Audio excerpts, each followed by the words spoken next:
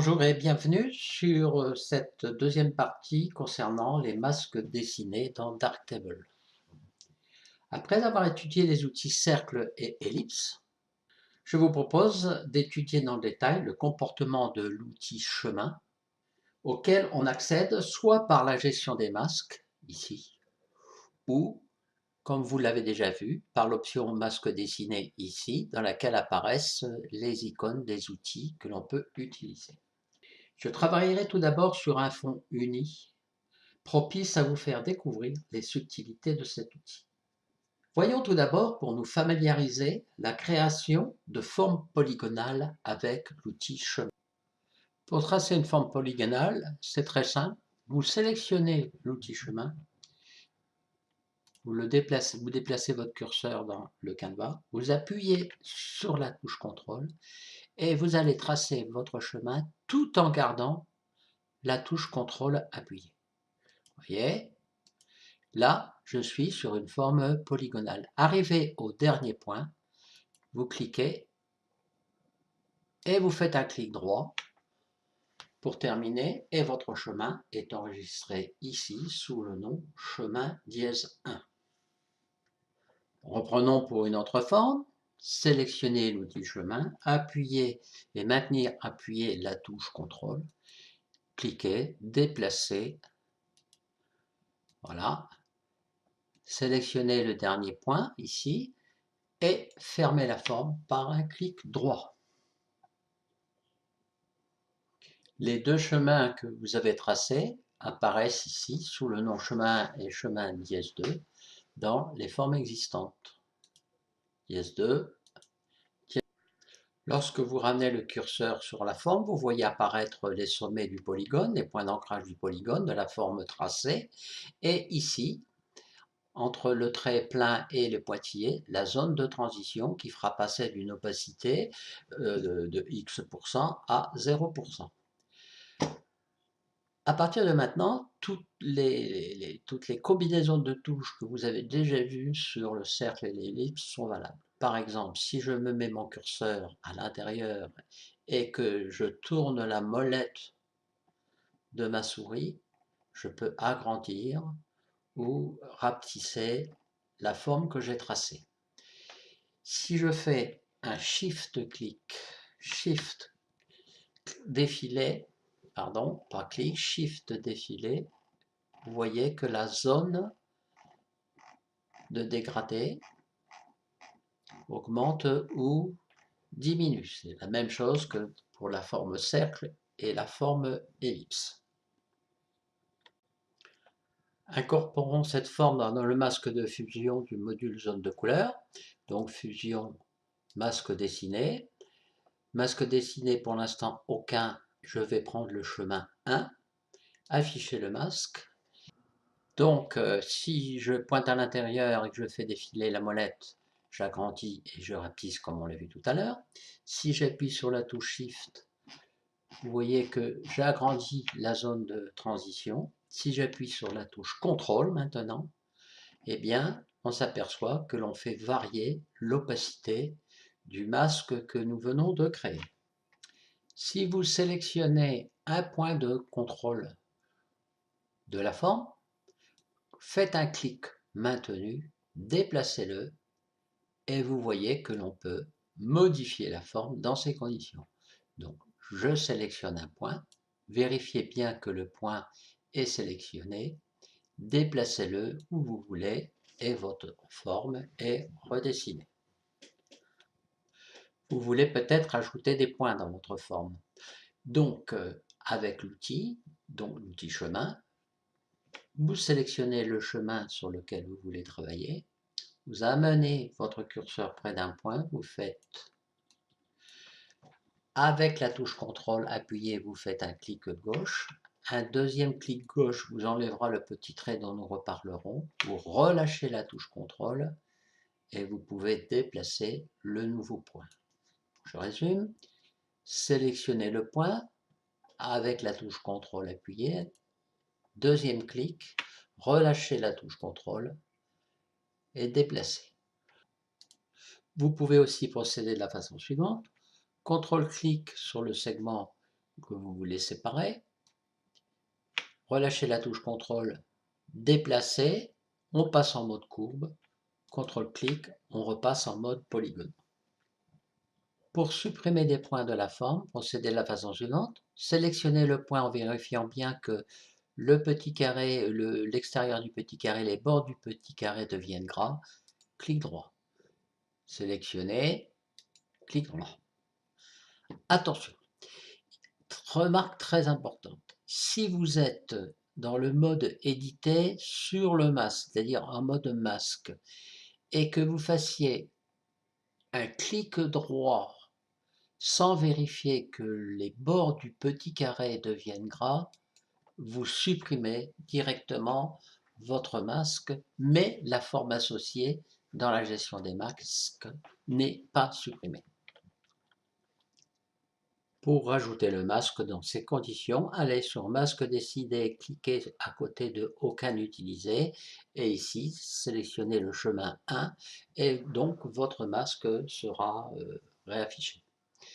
Dernière remarque, vous voyez que sur les bords qui limitent le dégradé, vous voyez aussi apparaître des points d'ancrage que l'on peut déplacer. Si je déplace après l'avoir sélectionné ce point, je modifie l'opacité, la forme de l'opacité à l'endroit où j'ai déplacé le point. Voilà. Alors, voyons ce que ça donne sur cet exemple. Si, par exemple, dans mon schéma, je vais chercher avec ma pipette, en passant directement en mode image, si je vais chercher une teinte à l'intérieur de mon sujet. Et si je remonte, vous voyez, ici la saturation, la forme apparaît. Je peux peut-être ici vérifier que je suis en opacité maximale. Oui, c'était le cas.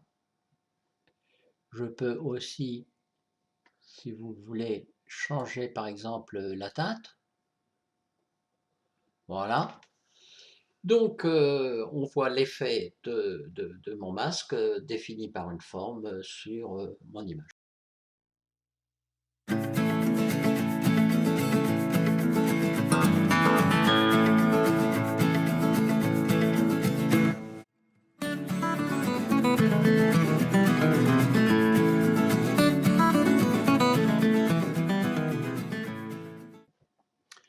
Comme premier exemple, j'ai choisi cette photo sur laquelle je me propose de travailler sur les panneaux. Donc, avec l'outil chemin que je vais utiliser en mode polygonal, je vais sélectionner, par exemple, le panneau Choice en rouge. Donc, CTRL-clic, je pars d'un coin et je vais faire le tour de la forme en suivant le contour, vous voyez. Je maintiens toujours la touche CTRL appuyée, je peux déplacer le point ici, clic droit et ma forme est sélectionnée. Si maintenant je regarde cette forme, l'opacité du bord est peut-être un peu trop large, le dégradé, pardon, est peut-être un peu trop large, donc Shift, je fais tourner la molette, je réduis l'opacité du bord. Je peux aussi déplacer en le sélectionnant un point pour ajuster la forme. Voilà. Peut-être déplacer un peu celui-là. Ça me paraît correct. Peut-être un peu celui-là. Voilà. Donc ici, c'est le chemin 1. Je pourrais l'appeler par exemple panneau rouge. Si je prends maintenant dans le module zone de couleur ma pipette, que je clique à l'intérieur du panneau rouge, le petit trait noir ici me donne la position des couleurs pointées et je vais ici jouer sur la saturation du rouge. Voilà, pas le pousser à fond, avant, après. Vous remarquez que ici, toute l'image a changé, tout simplement parce que je n'ai pas fait de fusion. Ma fusion est désactivée, donc je vais activer ma fusion masque dessiné. Une forme a été définie, elle s'appelle chemin dièse 1, masque dessiné, chemin dièse 1, et dans ces conditions, la modification de saturation sur le rouge n'agit plus sur les rouges de l'arrière-plan, mais uniquement sur le panneau. De la même façon, par chemin 3, j'ai détouré le panneau vert, introduit le masque par masque dessiné, et je peux donc maintenant agir sur les curseurs saturation, teinte, clarté en pointant ma pipette dans ce panneau. Voilà. Je vais changer un peu la saturation, voir pourquoi pas la teinte, histoire de voir ce que ça donne. Là, on passe dans les marrons. Et pourquoi pas aussi la clarté. Vous voyez ce que l'on peut faire avec l'outil zone de couleur est quand même assez impressionnant. Comme deuxième exemple, je vous propose de travailler sur cette image et de modifier la saturation de cette petite maison. Il nous faut donc la sélectionner pour en faire un masque et je vais donc utiliser l'outil chemin en mode polygonal comme nous venons de le voir. Je sélectionne l'outil, la touche contrôle va être maintenue appuyée et je vais me déplacer progressivement autour de la maison sans chercher à trop pour l'instant sans chercher à avoir une sélection forcément ultra précise. Voilà, voilà, clic droit pour terminer. Donc ici j'ai fait une sélection, je dirais à la louche, et nous allons voir comment l'ajouter. Zoomons à 100% dans l'image, la forme qui s'appelle ici chemin dièse 1 apparaît et on voit ici effectivement bon, les petits problèmes qu'il y a à régler. Donc on va parcourir le chemin, vérifier s'il y a des endroits où on peut, clic gauche maintenu, je déplace un peu le point. Vous voyez, ici de même, là de la même façon, je vais peut-être amener celui-là ici. Ah, ici, je peux peut-être ajouter un point. CTRL-clic et je déplace le point, vous voyez, sur l'intersection ici. De la même façon, je peux peut-être déplacer celui-ci, ici, peut-être venir ici. Voilà, je continue le tour, ça me semble correct. Par contre, la zone de dégradé est peut-être trop importante. Donc ici, avec la touche Shift, je vais diminuer la zone de dégradé. Je vais en laisser un petit peu.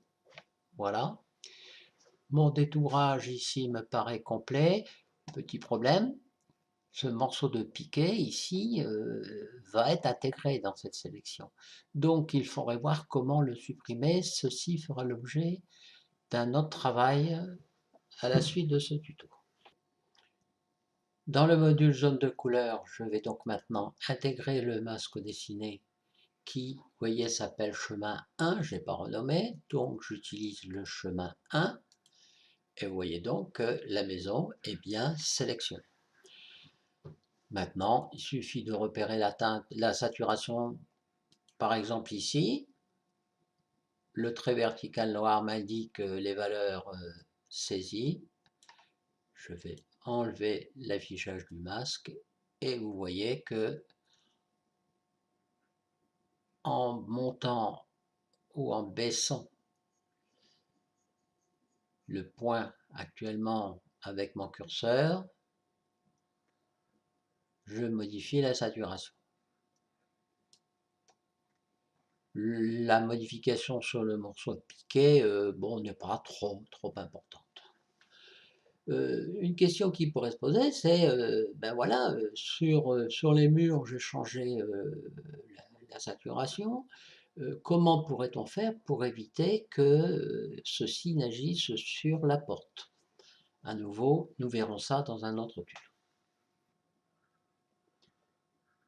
Vous vous rappelez cette image, je vous en ai parlé dans le tuto précédent. Donc, imaginons que l'on veuille donner ici un petit halo lumineux sous cette lampe. Je vais prendre l'outil de forme en mode polygonal et je vais décrire, vous voyez, cet espace. Je peux régler le dégradé en faisant tourner la molette et en appuyant sur la touche Shift. Je vais intégrer le masque dessiné dans le module contraste, luminosité, saturation. Je vais donc aussi intégrer, voilà, le masque ici défini par la forme. Je désaffiche le masque et si je fais donc bouger, si j'augmente la luminosité, je vais forcer pour que vous voyez bien que je n'agis que sur la zone. Voilà, un petit peu, peut-être un peu de saturation, pour donner peut-être un petit peu de couleur, voilà. Désaffichons le chemin, avant, après. On pourrait faire ceci pour les autres lampes et augmenter l'effet de perspective en éclairant le quai à la fois à gauche et peut-être un petit peu à droite. Nous savons donc maintenant sélectionner et créer des masques avec des formes polygonales. Qu'en est-il de formes plus complexes, comme par exemple cette montgolfière ou ce petit rhinocéros, par exemple, ou encore cette belle américaine. C'est ce que nous allons voir dans le prochain tuto qui traitera de l'utilisation de l'outil chemin à la fois en mode courbe combiné avec le mode polygonal. À bientôt!